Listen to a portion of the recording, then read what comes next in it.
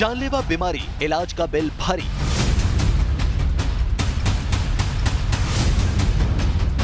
Corona से patient मरे न मरे, वो बिल की टेंशन से चला जाएगा। सीरियसली। ब्लड प्रेशर बढ़ाने वाला हॉस्पिटल बिल।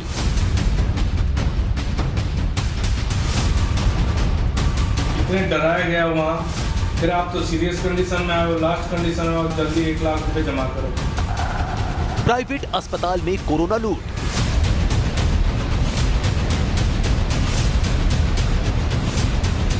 हमें करीबन 7 दिन का हमें 2.5 लाख रुपया चार्ज किया गया था। नमस्कार, आप देख रहे हैं न्यूज नेशन। आपके साथ मैं हूं सबीना तामंग देशमुख। दिल्ली में कोरोना के केस लगातार बढ़ रहे हैं, नए रिकॉर्ड्स कायम कर रहे हैं। सरकारी अस्पतालों में मरीजों के इलाज के लिए बेड की कमी पड़ रही है। जो समर्थ हैं वो इलाज के लिए कोई भी कीमत चुकाने के लिए तैयार हैं और इसी का फायदा दिल्ली एनसीआर के कई प्राइवेट अस्पताल उठा रहे हैं। जी हां, महामारी के इस दौर में मरीजों की इस मजबूरी में मुनाफे में तब्दील किया जा रहा है, यानी कि मरीजों के साथ हो रही है कोरोना लूट।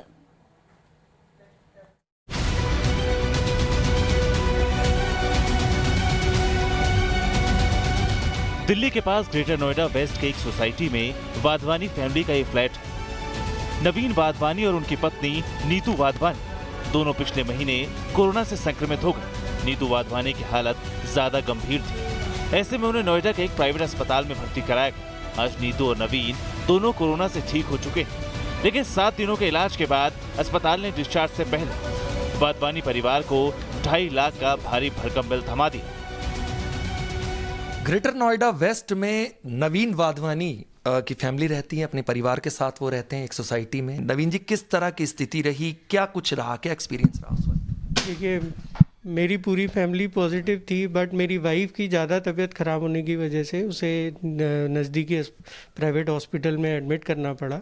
क्या रहा आपका बिल? जो फैमिली रही एडमिट, कितना बिल बना, किस तरह, कहाँ लगा आपको कि ये ठीक नहीं? हमें करीबन 7 दिन का हमें 2.5 लाख रुपया चार्ज किया गया था और प्राइवेट हॉस्पिटल में, जिसमें दवाइयाँ ही सिर्फ 70,000 की हैं।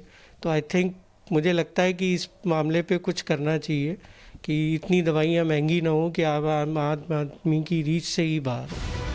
पत्नी नीतू वाधवानी बताती कि प्राइवेट अस्पताल में इलाज के दौरान हर वक्त मरीज बिल को लेकर तनाव में रहते हैं। 24 घंटे दिमाग में यही टेंशन रहती कि अस्पताल का बिल कितना हो गया होगा और कैसे इसे चुकाया जाएगा। तो काफ़ी लोग टेंशन में रहते थे, तो कुछ तो बिल का पहले से अनुमान लगा के चलते थे। कुछ ऐसे लोग भी थे जो कोरोना नेगेटिव नहीं होने के बावजूद भी सिर्फ इसलिए गए क्योंकि उनका बिल बहुत ज़्यादा हाई हो रहा था, जो उनकी पॉकेट से ज़्यादा था। तो आप समझ लीजिए, ऐसे इंसान की जिसकी सैलरी अपनी 20-40,000 समथिंग हो, वो सिर्फ जीने के लिए 20,000 अपनी पूरी सैलरी एक दिन के रूम के रेंट के लिए लगा रहा होगा। मतलब बहुत बड़ी बात है ये। और आईसीयू में चले गए तो आप मान के चलिए 5 से 10 लाख कहीं नहीं जाना। कोरोना से पेशेंट मरे न मरे, वो बिल की टेंशन से चला जाएगा। सीरियसली। मुझे कोरोना हुआ था, मैंने वाधवानी परिवार की तरह नोएडा की रेणु शुक्ला की भी यही कहानी। कोरोना संक्रमित होने के बाद प्राइवेट हॉस्पिटल में भर्ती हुई, लेकिन महज 24 घंटे में इनसे 75,000 से ज्यादा रुपए वसूल लिए गए। मुझे कोरोना हुआ था, मैंने फोर्टिस हॉस्पिटल नोएडा में एडमिशन लिया था या एडमिट हुई थी। तो वहाँ पे 24 घंटे का बिल 78,000 रुपए बना दिया। कोई इंजेक्शन नहीं, कोई दवा नहीं, अनावश्यक खर्चे, ना कोई बात ना कोई चीज, बस तुम्हें आईसीयू में भर दिया गया क्योंकि उनको केवल ये दिखाना है कि नहीं तुम बहुत बीमार हो, जबकि ऐसा होता नहीं है। एक दिन के बाद में मैंने जिम्स में मुझे ट्रांसफर कराया गया मेरा। वहाँ पे मैं बिना कोई दवाई, बस गर्म पानी से मैं ठीक हो रही हूँ। प्राइवेट अस्पताल में कोरोना के नाम पर लूट की कहानी सिर्फ नोएडा की ही नहीं। 38 साल के धर्मेंद्र कुमार दिल्ली के रहने वाले। कोरोना के बाद ये भी प्राइवेट अस्पताल में भर्ती हुए, लेकिन वहां इलाज के नाम पर किस तरह इनके साथ लूट हुई, आप इन्हीं की जुबानी सुनी। प्राइवेट हॉस्पिटल में मैं जाते ही मेरे को इतने डराया गया वहाँ, फिर आप तो सीरियस कंडीशन में आए हो, लास्ट कंडीशन में आओ। जो भी मेरे अटेंडेंट गए थे मेरे साथ, उनको भी कहा कि आपके पेशेंट बहुत सीरियस है, आप जल्दी 1 लाख रुपए जमा करो। और मेरे को कह रहे 4 से 5 लाख रुपए आपके खर्चा होगा। 10 दिन में 14 दिन कह रहे थे रहने के लिए। मैंने कहा सर इतने चार्जेस हैं, मैं अफोर्ड नहीं कर पाऊंगा, मेरे को तो अभी बेटर फील हो रहा है। घर आया, मेरे 3,90,000 से 4 लाख करीब बिल आया था। कोरोना के इलाज के नाम पर लोगों के साथ हो रही लूट पर हमने प्राइवेट अस्पतालों का पक्ष भी समझने की कोशिश की। कोरोना संक्रमण को लेकर लोगों के बीच कई तरह के अवेयरनेस कैंपेन चला रहे नोएडा के यथार्थ हॉस्पिटल के डायरेक्टर कहते हैं कि अस्पतालों को मरीजों के साथ पारदर्शिता बरतनी होगी, तभी समस्या का समाधान हो सकता है। प्राइवेट हॉस्पिटल के लिए कोरोना काल में मौका आ गया, जैसे बहुत अनसंट बिल, बहुत पैसा बन रहा है, ऐसा कैसे आप लोग मैनेज कर रहे हैं? नहीं, देखिए, प्राइवेट हॉस्पिटल्स को ट्रांसपेरेंट होना बहुत ज़्यादा ज़रूरी है। अल्टीमेटली हेल्थ केयर में अगर ट्रांसपेरेंसी नहीं होगी तो ऑब्वियसली पेशेंट को अफेक्ट होगा। हमने भी देखे हैं कि जो बाकी प्राइवेट हॉस्पिटल में कुछ ना कुछ इस तरह केसेस आए हैं तो वो ख़राब लगता है, हमें भी दुख लगता है कि कुछ हॉस्पिटल ट्रांसपेरेंट नहीं है। अगर हम यथार्थ हॉस्पिटल की बात करें तो हमारे यहाँ जो कोविड हॉस्पिटल है जो नोएडा एक्सटेंशन में है, उसमें गवर्नमेंट के जो अप्रूव्ड रेट्स हैं उस पर ही बिलिंग होती है। वहीं हमने जब पूरे मामले पर दिल्ली के स्वास्थ्य मंत्री से सवाल किए तो समाधान की जगह वोल्टे हमसे ही सबूत मांगने लगे। कि प्राइवेट अस्पतालों पर अपनी नजर बनी हुई है जो ज्यादा पैसे ले रहे हैं, क्या जो कैब स्टडीज भी सर हमारे पास आई है, आप हमारे पास कॉपी दे दीजिएगा, उसके खिलाफ जरूर कार्रवाई करेंगे और उनको दोबारा रिटेट भी कर देते हैं कि जो रेट्स हैं उस रेट से ज़्यादा कोई ना दे। कोरोना संक्रमित मरीजों को सही और सस्ता इलाज मिले, इसे लेकर केंद्र और राज्य सरकारें समय समय पर कई गाइडलाइंस जारी कर रही हैं। इसमें निजी अस्पतालों के कोरोना बेड से लेकर दवाइयों तक की कीमत तय की गई। बावजूद इसके कुछ अस्पताल ऐसे हैं जो मरीजों की मजबूरी का फायदा उठाकर महामारी के दौर में भी मुनाफा कमाने में जुटे हुए हैं। जरूरत है अब ऐसे अस्पतालों पर सरकार के जल्द से जल्द कड़े एक्शन की। Team news nation.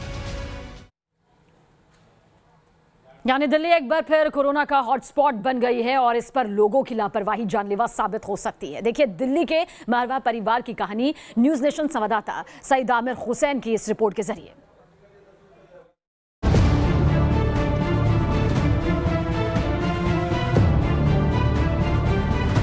दिल्ली एक बार फिर कोरोना का हॉटस्पॉट बनती जा रही है। लॉकडाउन खुलने के बाद यहाँ के लोगों ने उन आदतों को घर में पीछे छोड़ दिया था जिसका अप्रैल और मई महीने में कड़ाई से पालन किया जाता था। कोरोना काल के दूसरे फेज में हम जी रहे हैं। दिल्ली में जिस तरह से कोरोना के मामले बढ़ते जा रहे हैं, 3,797 मामले 24 घंटे में कवर हुए, उसके साथ में करीब 99 लोगों ने अपनी जान गंवा दी।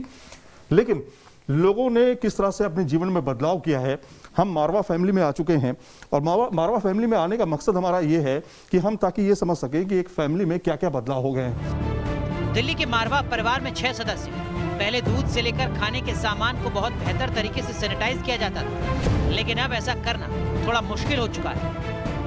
घर के किचन में क्या पहले जैसे जब लॉकडाउन हुआ था कोरोना के टाइम पे, क्या उसी तरह के बिहेवियर है या फिर हमने बहुत ज़्यादा इजी लेना शुरू कर दिया है? आकृति से जानना चाहेंगे कि क्या बदलाव आया पहले के चीज़ों में, आपकी चीज़ों में क्या बदलाव आया? पहले अब बहुत लॉकडाउन था तो सारी चीज़ें सैनिटाइज करी जाती थी, लेकिन अब धीरे धीरे देख रहे हैं हम रूटीन में आ रहे हैं, लेकिन कोरोना खत्म नहीं हुआ।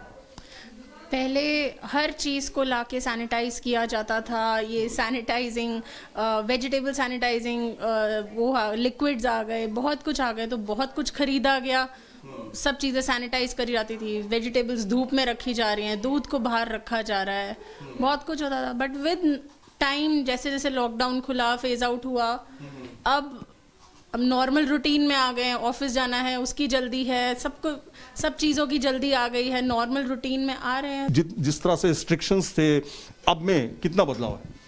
बहुत बदलाव है। पहले हम हर चीज़ सैनिटाइज करते थे, अब नॉर्मल रूटीन में आ गए हैं, अब आदत हो गई है, तो इसलिए अब सब हो ही रहा है। परिवार के लोग भी मानते हैं कि पहले घर में मेहमानों का आना जाना नहीं था, लेकिन अब आना जाना भी शुरू हो चुका है और गिफ्ट्स भी आने लगे। मेड मेरे पास फुल टाइम थी तो मेरे को इतनी दिक्कत नहीं आई, पर जो पार्ट टाइम आती थी हमने शुरू में तो उसे मना किया, उसको हम पेमेंट भी देते रहे, लेकिन फिर वही था कि ऑफिस के साथ सब चीज़ें मैनेज करना मुश्किल हो रहा था तो मेड को भी बुलाया। केमिस्ट की दुकान पे गई हूँ। केमिस्ट की दुकान पे पहले एक डिस्टेंस में खड़े होते थे, पता चलता था कि हाँ हमको डिस्टेंस मेंटेन करना है, लेकिन अब अगर हम डिस्टेंस में खड़े हो रहे हैं तो बाकी लोग जाके आगे चले जाते हैं, इसलिए फिर हम भी सोचते हैं कि अब जब है ही नहीं तो हम भी आगे चले जाते हैं। मारवा परिवार के लोग कहते हैं कि बाजारों की भीड़ इन दिनों डरा रही है। ऐसे में इस परिवार ने एक बार फिर सरकार से लॉकडाउन लगाने की मांग की। घर में जो गृह मंत्री होती हैं वो महिला ही होती हैं। मैम, आपको क्या लगता है, क्या बदलाव आया इस पूरे 4 महीने में, और अब जिस तरह से लॉकडाउन खत्म हुआ, तमाम रिलीफ मिली? बड़े केयरफुल थे और काफ़ी हद तक अपने आप को संभाल के रखे हुए थे सब। आपको क्या लगता है सरकार को क्या करना चाहिए? बीइंग अ वुमेन और एक घर चला रही हैं आपको क्या लगता है सरकार को क्या करना चाहिए? लॉकडाउन लगाना चाहिए। जो बेसिक जैसे जो इफेक्टेड मार्केट्स हैं, सिनेमा हॉल्स हैं, जहाँ से ज़्यादा फैल रहा है, तो ये चीज़ें बंद करनी चाहिए। दोबारा बंद करनी चाहिए? बिल्कुल। अच्छा, ये चीज़ें बंद होनी चाहिए। मार्केट में आपने क्या महसूस किया? आप मार्केट बाजार जाती? हमने सुना है मार्केट में कि बहुत ज़्यादा लोग, सोशल डिस्टेंसिंग तो ख़त्म होती जा रही है लोगों की, शायद इसी वजह से ज़्यादा फैल रहा है। हमने घरों में भी देखा कि लोगों ने अपने बर्ताव में बड़े बदलाव कर दिए हैं, लेकिन थोड़ा सा होशियार हो जाइए, क्योंकि अभी कोरोना खत्म नहीं हुआ है, ना ही हमारे पास कोई वैक्सीन है और ना ही इसका प्रॉपर कोई इलाज है। वीडियो जर्नलिस्ट मनोज कुमार के साथ सैयद आमिर हुसैन, न्यूज़ नेशन, दिल्ली। और नोएडा के सोम परिवार का जिक्र करें तो उनकी कहानी भी दिल्ली के मारवाह परिवार से कुछ जुदा नहीं है। यहाँ भी पहले घर में लोग सब्जियों से लेकर दूध के पैकेट्स तक गर्म पानी में धोते थे, घर में भी मास्क पहनकर ये लोग रहते थे, लेकिन आज कढ़ाई गुल है और लापरवाही फुल है।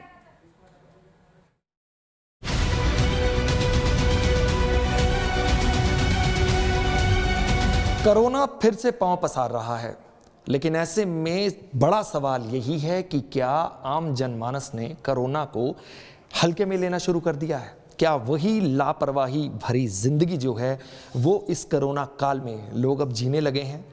आखिर क्या बदलाव आया है वो जानते हैं।